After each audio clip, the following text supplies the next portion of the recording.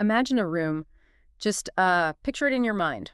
Okay. It is absolute stillness. The lighting is soft. There is maybe a warm lamp casting these long, gentle shadows into the corner of the room. Right.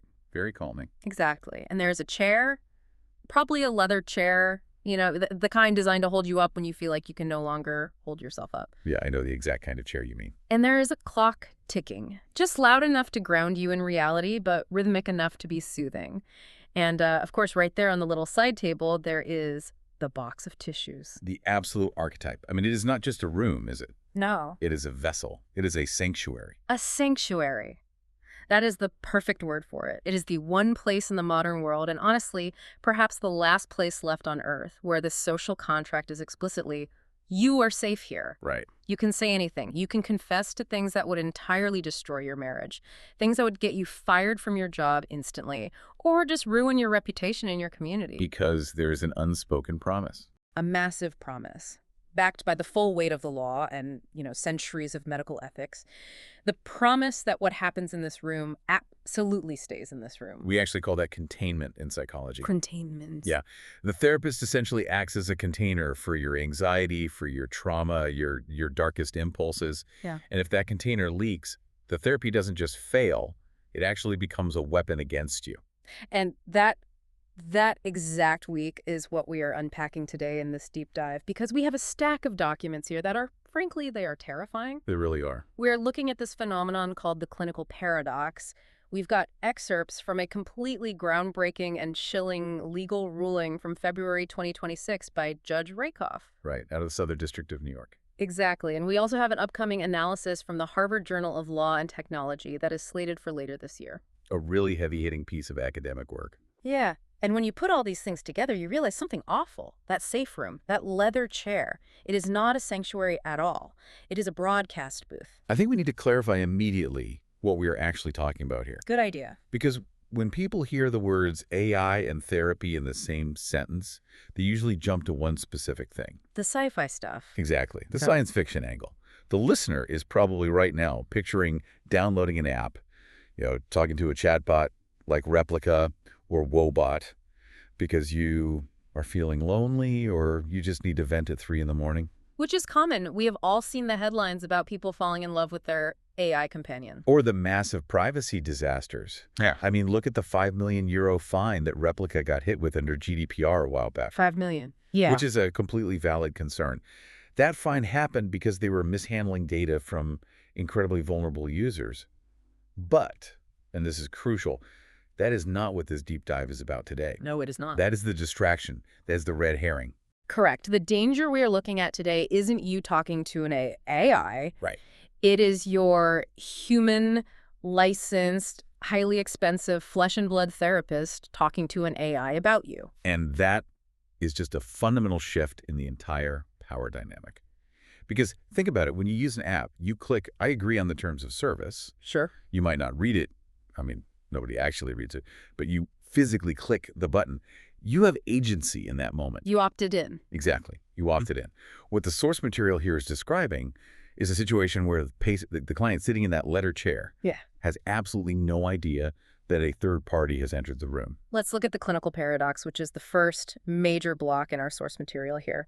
It paints a picture that is so mundane, it is actually horrifying. Yeah. It is not some villain sitting in a dark server room hacking your life. It is just, it's bureaucracy. It is the banality of the breach. Banality of the breach. I like that. So let's set the scene based on the case studies in these notes.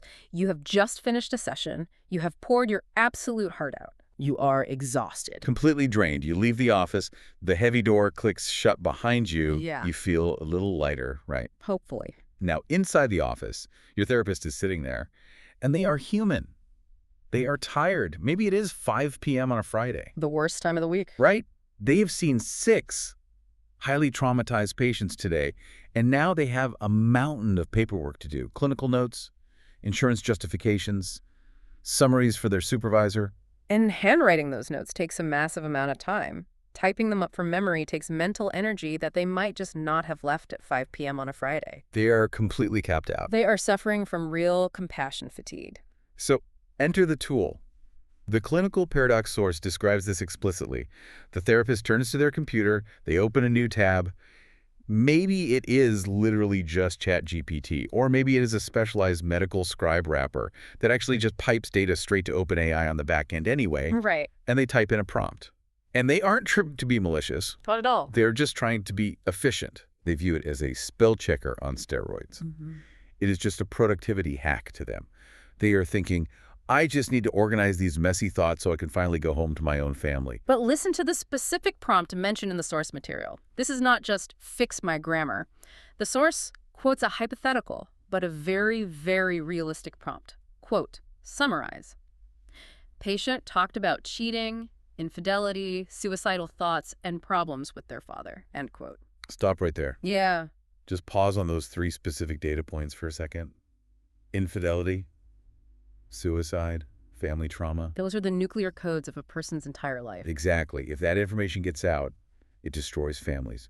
It completely changes child custody arrangements. It alters employment eligibility. Oh, absolutely. Imagine trying to get a security clearance or a job in finance Mm-hmm. or a role in the government, and there is a permanent searchable record of suicidal ideation attached to your digital identity. And the therapist just casually typed it into a browser window. Just tossed it in there. To save, and this is what the source notes literally call it, to save 10 minutes of economy. 10 minutes. Yeah. That is the trade-off. That is the terrifying equation we are looking at today.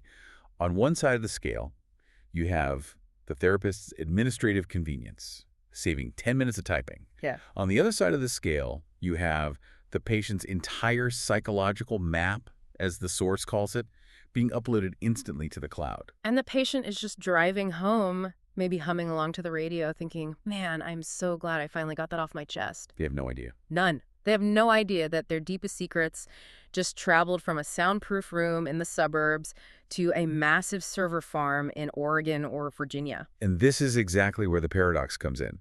The therapist genuinely believes they're being a better doctor by being more efficient. Right, the logic makes sense to them. They think, if I spend less time typing these notes, I can spend more time researching new treatments Oh. or resting so I am actually present for the next patient. It is entirely framed as professional optimization. But functionally, Functionally, it is a betrayal. the source material hits us with the hard reality of the economics here next. Let's talk about the money. The $150 paradox. Right. The money changes everything. Why do you pay $150 or $200 or if you are in New York, $400 an hour for therapy? Well, intuitively, you would say it is for the expertise. Right, the advice, the coping mechanisms. You want someone who really understands the human brain. But is it? Is that really what you are buying? What do you mean? You can buy the seminal textbook on cognitive behavioral therapy for $40 on Amazon. Sure. You can watch lectures by world-renowned psychologists on YouTube for absolutely free. Mm-hmm. You aren't paying that massive premium just for the knowledge. Okay, then what am I paying for? You are paying for the privilege. You are paying for the seal of silence. Wow. That is a really compelling point. Yeah. I can get advice from a friend. I can vent to a bartender. But I cannot guarantee my friend won't tell their spouse after 2 glasses of wine. Exactly. I pay the therapist because they are legally and ethically bound to be a vault. Precisely. The core value proposition of therapy is confidentiality. That is the actual product you are buying. So when the therapist outsources their note-taking to an AI, they are essentially taking the product you paid for that expensive silence and giving it away to a third-party corporation for free. Just to save themselves administrative labor. Yes, it was a bait and switch.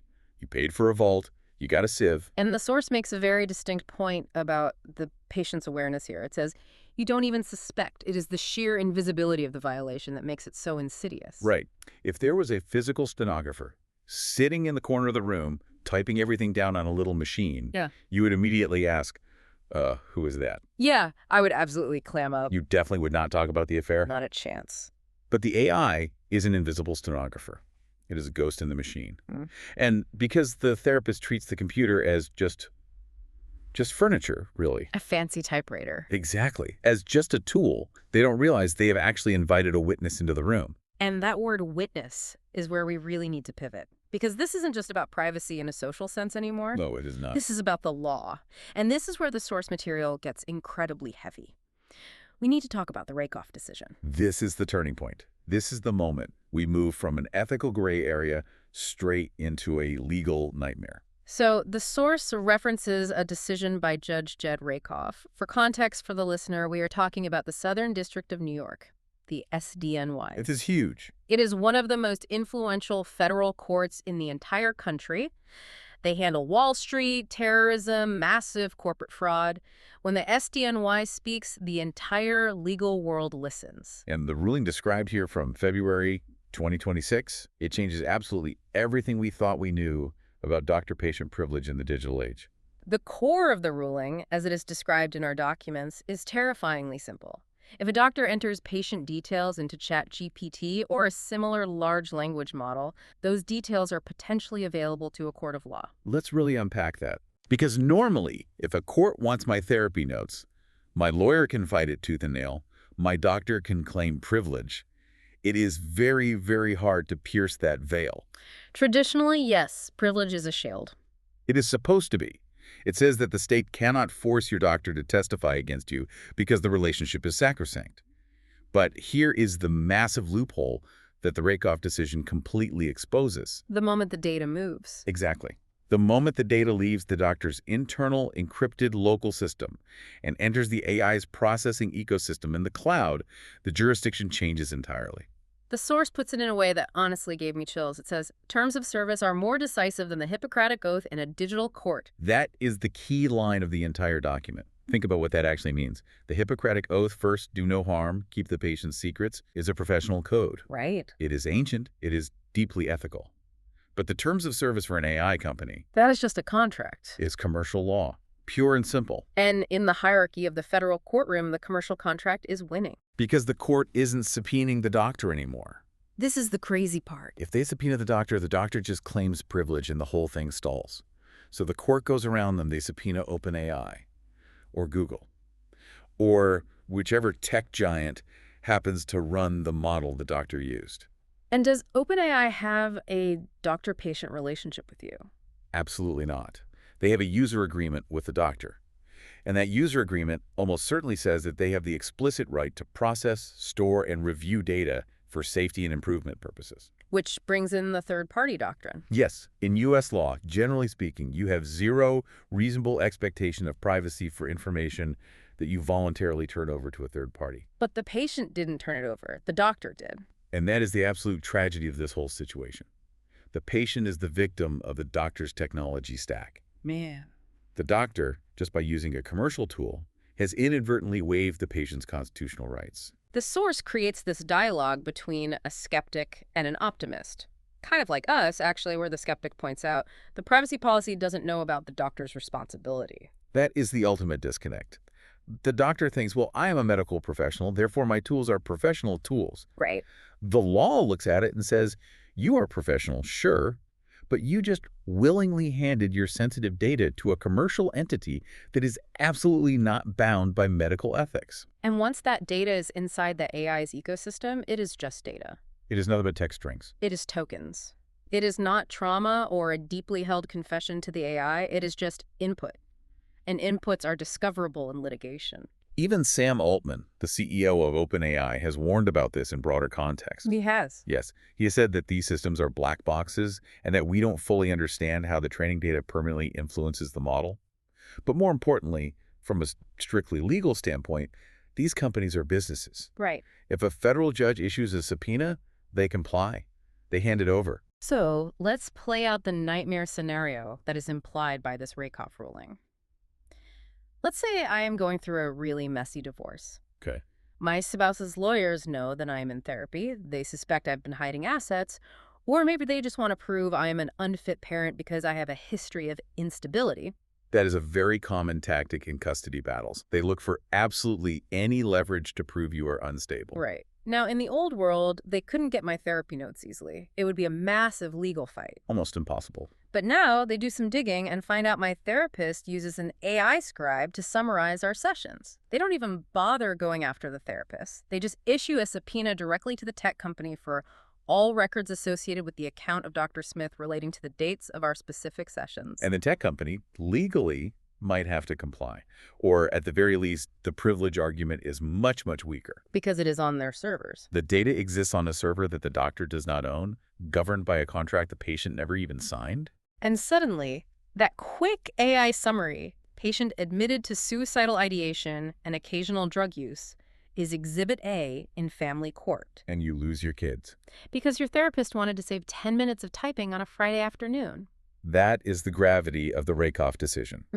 It suggests that by simply using these modern tools, doctors are inadvertently stripping the armor off the very people they are sworn to be protecting. But surely, there has to be a defense. Right. Surely the law recognizes that this was intended to be medical treatment. The intent has to matter. Well, that brings us right to the next major item in our stack of sources, the Harvard Journal of Law and Technology. The November 2025 issue.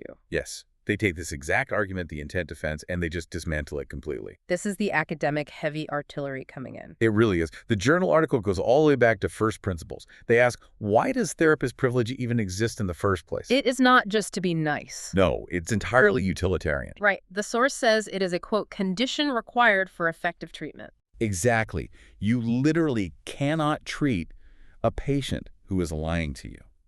Obviously. And a patient will absolutely lie if they fear punishment or legal exposure.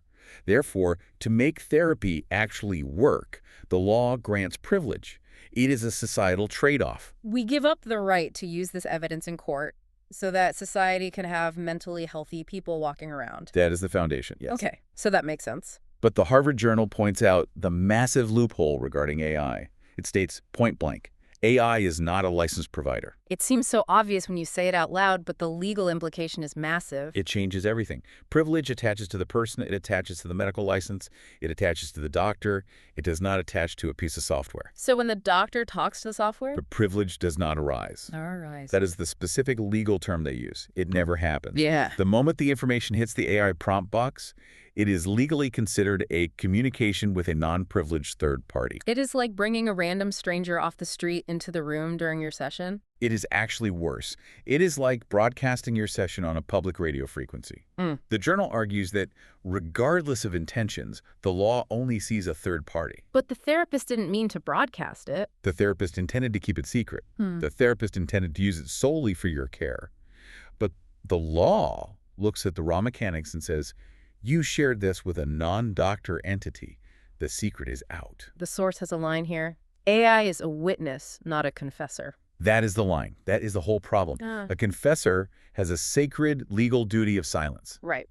A witness has a legal duty to testify if they are called upon.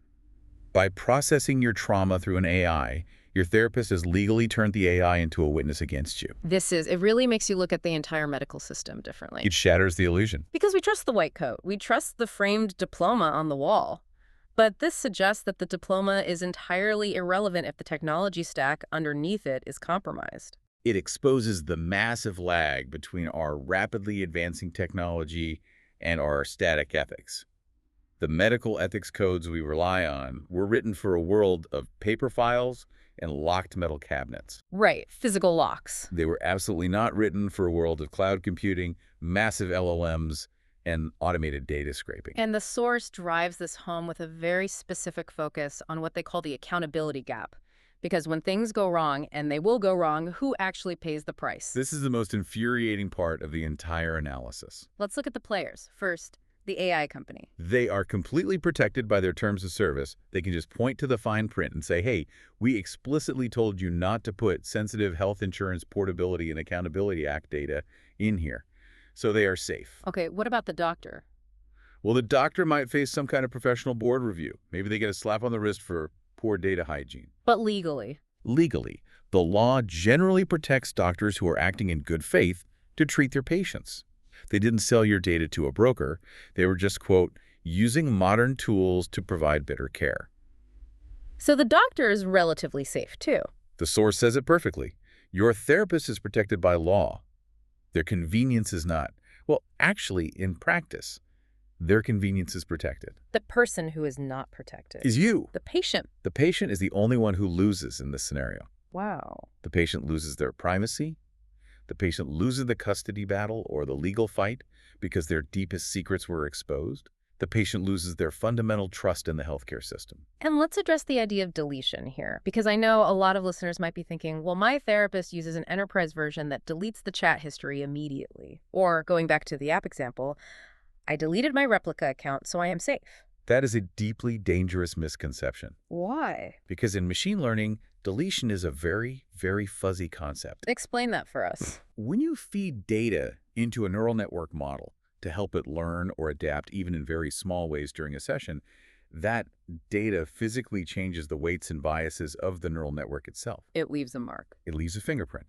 Mm. There's a lot of ongoing research suggesting that these large language models can actually memorize specific snippets of their training data. So even if the log is wiped, Even if you completely delete the user log, the influence of that data might still be permanently embedded in the model's architecture. it is like if you burn a physical letter, the letter is gone. But if you read that letter out loud to someone first and they memorize it, burning the paper doesn't erase their memory of the words. That is a perfect analogy. The model is the memory. And we simply do not know how to selectively erase specific memories from these massive models yet. It is a permanent imprint. And the source circles back to this idea of the psychological map in the cloud. I really want to dwell on that image for a second. It is haunting. It is not just a transcript, right? It is not just a raw recording of what I said in the room. No. AI doesn't just record things. It analyzes. It It synthesizes. explains patterns. It connects dots that you didn't even know were there. If a therapist feeds 10 years of weekly session notes into a system, that system can build a psychological profile of you that is mathematically more accurate than your own self-perception. It knows your triggers better than you do. It knows your patterns. It knows you are likely to have an affair before you even meet the person.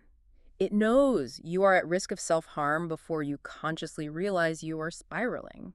It is a highly predictive model of your exact psyche. And that precise, incredibly vulnerable model is just sitting on a server somewhere. Searchable, hackable, subpoenable. And you paid $150 an hour to build it. That is the clinical paradox fully realized. You literally paid to build a weapon that can be used against you. And you did it out of a pure desire to heal. That is the true tragedy of it all. The intent on all sides, both the patient seeking help and the doctor trying to provide it, is healing. But the actual mechanism. The mechanism is surveillance.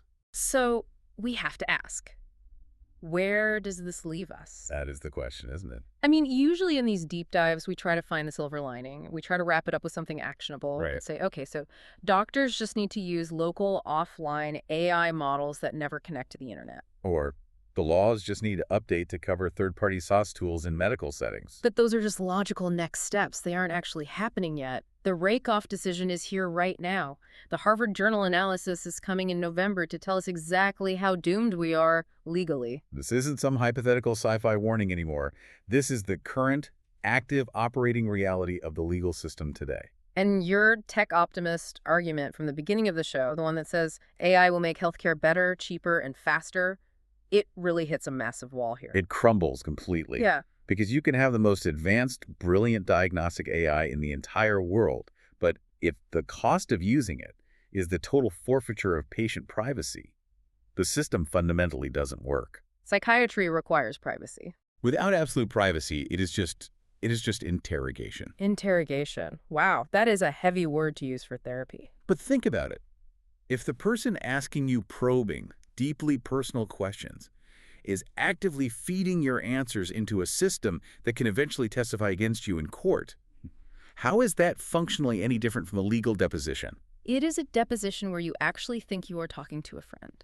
Which is, historically, the most effective kind of interrogation. I am looking at the end of our source material here, and the tone of the text just entirely shifts. Yeah. It stops being analytical, it stops citing cases, and it just gets very quiet. It is the realization of the trap. You started out this deep dive defending the tools. You said, doctors need to use tools to be better doctors. I did.